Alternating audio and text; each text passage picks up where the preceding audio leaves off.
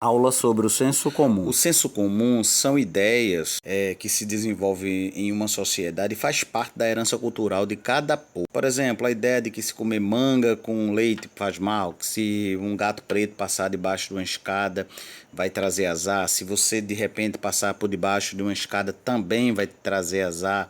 Não pode, essas questões todas fazem parte da tradição cultural das pessoas.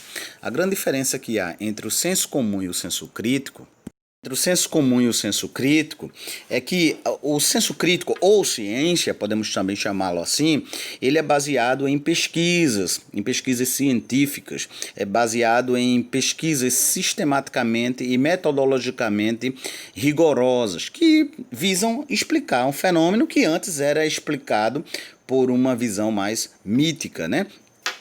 A explicação era mitológica. Agora a gente vai ter elementos substanciais e métodos capazes de explicar o fenômeno que nos trarão teorias coerentes e comprovadamente verdadeiras.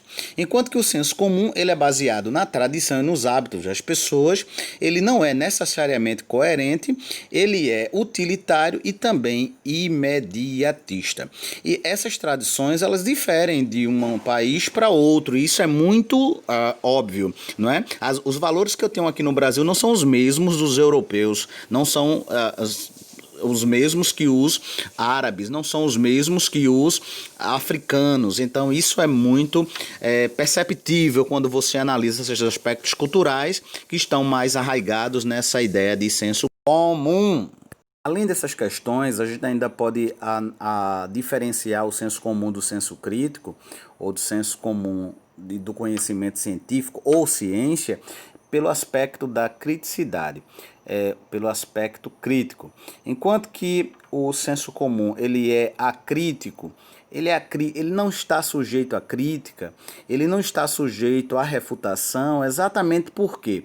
Porque como ele é um conhecimento que é repassado tradicionalmente pela família, pela vizinhança, pela comunidade, né, pela sociedade, não é? Ele não está suscetível à crítica, não é? Por quê? Ele não admite que se estabeleça limites a esses valores que são repassados, de modo que dificilmente esses valores eles são refutados e daí eles se mantêm por muitos e muitos anos, tá certo? Então, o senso comum ele é absurdamente afetivo, emotivo, ele sempre é avaliado pela perspectiva do coração. Já o senso crítico, ele diverge do senso comum porque ele está embasado naquilo que é concreto, na pesquisa, na reflexão, na análise, não é? Ele está coberto de crítica, aberto à refutação, estabelecendo exatamente um campo dos fatos que podem ocorrer para a teoria ser válida.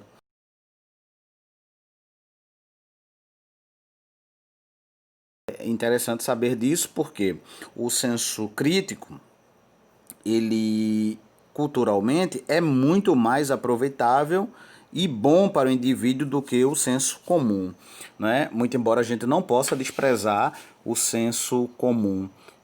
Colocando os dois na balança, dizemos que de um lado está o senso comum, o coração, e o senso crítico com o cérebro representando a razão. Mas um necessariamente não exclui o outro, porque a partir do senso comum, os cientistas têm o senso comum como objeto para descobrir se aquelas teorias elas são validadas ou não. Beleza, pessoal?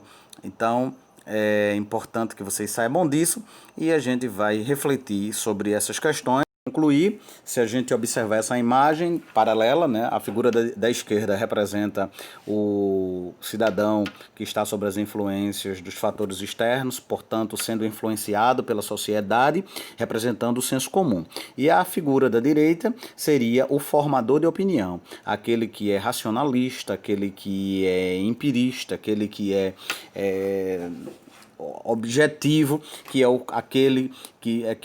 aquele indivíduo que, a partir da criticidade, da refutação, da análise dos fatos, a partir de uma análise metodológica e sistemática, ele consegue obter as respostas, né, objetivas para um determinado problema. Portanto, a figura representa o senso crítico. Beleza? Que vocês possam aproveitar essa aula, e eu vou deixar aqui uns exercícios a posterior para que vocês possam resolvê-los e encaminhar para mim posteriormente. Beleza, pessoal? Boa aula e até mais.